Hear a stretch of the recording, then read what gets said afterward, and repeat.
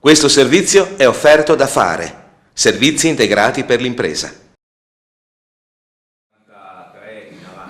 Un numeroso pubblico ha accolto questa sera Paolo Ferrero, il segretario del Partito della Rifondazione Comunista, che è venuto a Ester per presentare il suo ultimo libro, dal titolo Quel che il futuro dirà di noi.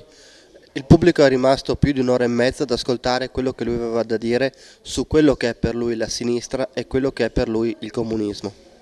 Cosa vuol dire essere di sinistra? Cosa vuol dire essere comunista oggi? Essere comunista perché il capitalismo non funziona.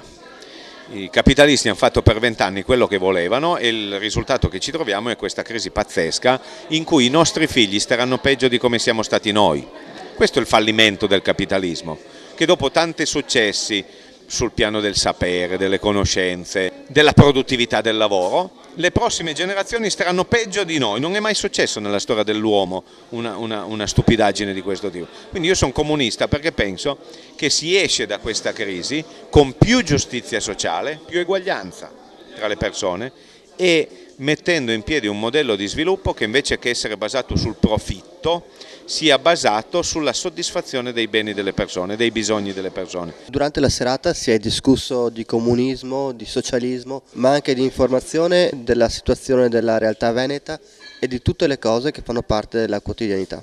Per uscire dalla crisi bisogna redistribuire ricchezza dai ricchi verso i più poveri, garantire una spesa e un intervento pubblico nell'economia che permetta di ricreare un mercato, cosa che oggi non c'è. Terzo, bisogna praticare una rivoluzione ambientale nelle produzioni perché l'ambiente sta messo molto male e non lo si può demolire. Dentro questo, per il Veneto si tratta, a mio parere, di sapere che non si può continuare con l'idea del piccolo e bello e del fatto che ognuno si fa la sua area industriale, il suo capannone, la sua roba e pensare che così se ne esce. Così dentro la globalizzazione si rischia la morte e quindi servono politiche di intervento pubblico. La prima è di impedire le delocalizzazioni. Noi chiediamo alla Regione Veneto, come le altre regioni, di fare una legge che dica che le aziende che delocalizzano debbano restituire i soldi che hanno preso dal pubblico, perché non si capisce perché i soldi delle nostre tasse devono servire a finanziare imprenditori che vanno a produrre in altri paesi. Quindi no alla delocalizzazione, sì invece a un intervento della finanziaria regionale e del governo pubblico per tentare di tenere qui le imprese, di qualificarle, di migliorare le produzioni e di trovare le produzioni innovative sul piano ambientale che possono servire a dare uno sbocco. Ultima cosa, è chiaro che se il governo, come ha deciso oggi, toglie gli incentivi per il risparmio energetico, andiamo dalla parte esattamente sbagliata, perché vuol dire che l'unica domanda pubblica che c'era per produrre beni compatibili con l'ambiente, di miglioramento energetico, di risparmio sul solare e quant'altro, vengono tolti. Questo è esattamente l'errore, per cui le politiche della destra stanno aggravando la crisi invece che risolverla. Siamo con Damiano che questa sera ha moderato la serata con Paolo Ferrero.